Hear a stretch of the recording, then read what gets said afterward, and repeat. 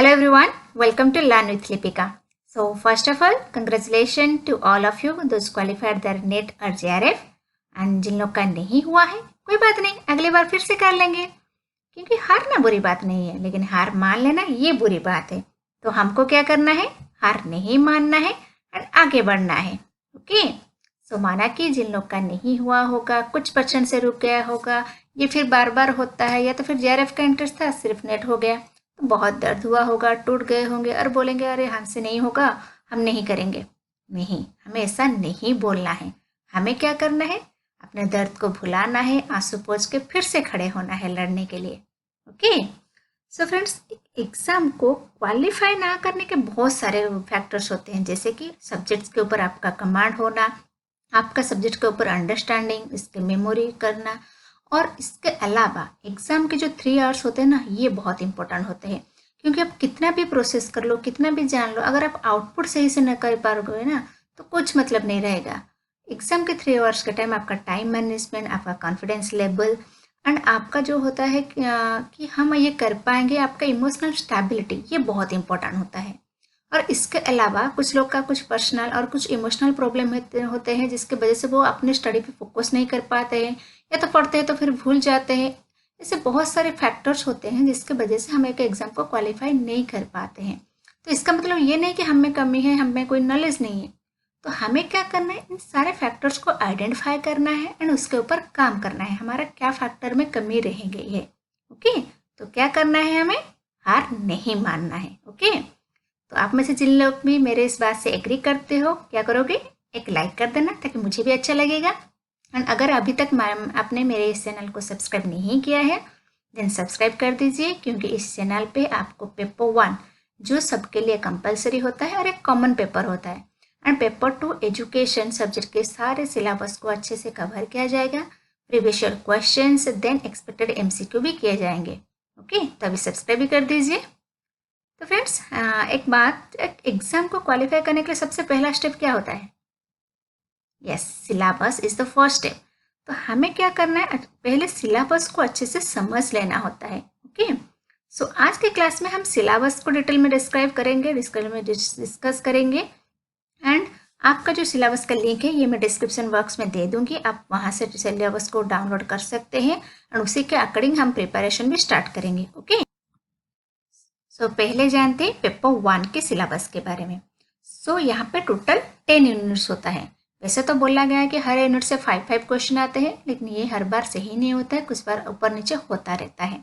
Okay, लेकिन हमें इस सारे 10 के 10 यूनिट्स को अच्छे से समझना है, अच्छे से पढ़ लेना है। ओके, ताकि हमें कोई कमी ना रहे। तो चलिए जानते हैं।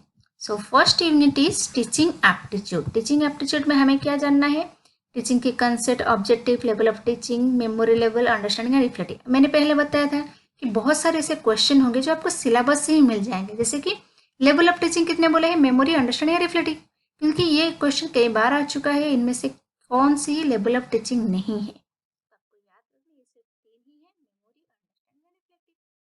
तो इसके बारे में जानना है। Then learners characteristic, factor affecting teaching related to teachers, learners, support material, इसके बारे में जानेंगे। Method of teaching in institution of higher education, इसके बारे में भी जानेंगे। Then teaching support system, traditional, modern, ICT based, evaluation system, इसके बारे में जानेंगे। Then unit 2 is research aptitude, जहाँ पे हम रिसर्च के कुछ बेसिक चीज़ के बारे में जानेंगे, जैसे रिसर्च की मीनिंग, नेचर, कैरेक्टरिस्टिक, ये बात के बारे में। Method of research, steps of research, thesis and article writing, application of ICT in research, research ethics. Then unit 3 is comprehension. यहाँ पे क्या होगा, एक पैसेज दिया जाएगा जहाँ से आपको 5 क्वेश्चन पूछे जाएंगे, आप उस पैसेज के अकॉर्डिंग इसके आंसर दोगे।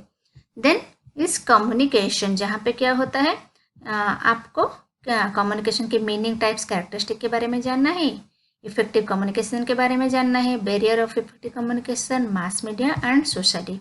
ये होता है क्या, यूनिट 4 जो कम्युनिकेशन होता है। जेन यूनिटी भी, जैसे मैथमेटिक, रीजनिंग एंड एप्टीट्यूड, यहाँ पे क्या होता है, रीजनिंग से रिलेटेड, जैसे कि number series, letter series, codes and relation से, रिलेशन इन ब्लड रिलेशन। यहाँ से बहुत बार क्वेश्चन आ चुका है, इस बार भी आया हुआ था।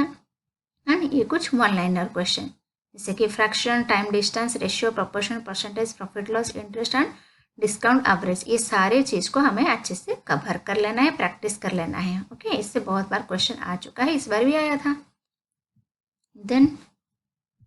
देन एक क्वेश्चन इज लॉजिकल रीजनिंग। इस लॉजिकल रीजनिंग मतलब इस यहाँ पे हम इंडियन लॉजिक के बारे में जानेंगे कि इंडिया के लॉजिक में क्या क्या पढ़ाया गया है। इसमें बहुत सारे क्वेश्चन आते हैं, इस बार भी आए थे, जिससे इस बार क्वेश्चन फालासी से रिलेटेड आए थे।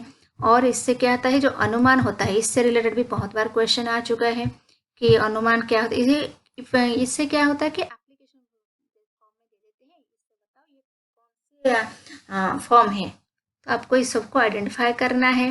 प्रमाण में बहुत बार क्वेश्चन आ चुका है, ये सबको अच्छे से देख लेना, हम इस सारे सब्जेक्ट को कवर करेंगे। देन डीआई यानी कि डाटा इंटरप्रिटेशन, यहाँ पे आपको क्या दिया जाएगा, एक डायग्राम दिया जाएगा या तो फिर वो bar chart, histogram, pie chart, table chart and line chart, इनमें से कोई भी फॉर्म में होगा। देन 5 क्वेश्चन आपको दिया जाएगा, आप इनमें से कुछ भी सिलेक्ट जो डायग्राम के अनुसार क्वेश्चन को सॉल्व करोगे। ओके, डाटा एंड गवर्नेंस इसके बारे में दिया गया है। Then unit V3 is ICT, information communication and technology. Okay, जहाँ पे हमको क्या है, ICT के बारे में डिटेल में जानना है, जैसे कि उसके एब्रिविएशन, बेसिक फॉर्म और डिजिटल इनिशिएटिव क्या क्या हायर एजुकेशन के लिए लिया गया है जिसमें ICT हेल्प कर रहा है। ICT एंड गवर्नेंस के बारे में भी जानेंगे। देन IX यानी कि 9 यूनिट 9 क्या है, पीपल डेवलपमेंट एंड एनवायरनमेंट, जहाँ पे हम एनवायरनमेंट के बारे में जानेंगे, जैसे कि development and environment, human and environment interaction, environmental issues, impact of pollutant, इस सब के बारे में। एंड एनवायरमेंटल प्रोटेक्शन एक्ट, इससे बहुत बार क्वेश्चन आया है ये बीट से, क्योंकि ये जो क्योटो प्रोटोकॉल होता है, रियो समिति, ये सब, पेरिस एग्रीमेंट, इस बार भी आया था ये क्वेश्चन। इससे पहले बार आपका रियो समिति में आया था, इससे बहुत बार क्वेश्चन आ चुका है, ये बहुत इंपॉर्टेंट है। And pollutant is also important, इससे बहुत सारे क्वेश्चन यहाँ से आते हैं, तो ये बहुत इंपॉर्टेंट है। And last unit is higher education system, यहाँ पे हम हायर एजुकेशन में क्या क्या इनिशिएटिव लिया गया है, क्या क्या इसके बारे में हुआ है, इस सब के बारे में जानेंगे, चाहे एंशिएंट हो और मॉडर्न हो और पोस्ट इंडिपेंडेंस। इनफैक्ट इसके रिलेटेड करंट अफेयर भी जो हो, कितना जो हमारे टॉप यूनिवर्सिटी के लिस्ट आते हैं, इसके बारे में भी जानना है। इसके बारे में हम करंट अफेयर्स भी पढ़ते हैं जो हायर एजुकेशन से रिलेटेड हो। सो फ्रेंड्स, ये था पेपर 1 का सिलेबस, आप एक बार अच्छे से देख लीजिए, इसे डाउनलोड करके पढ़ लेंगे। ओके।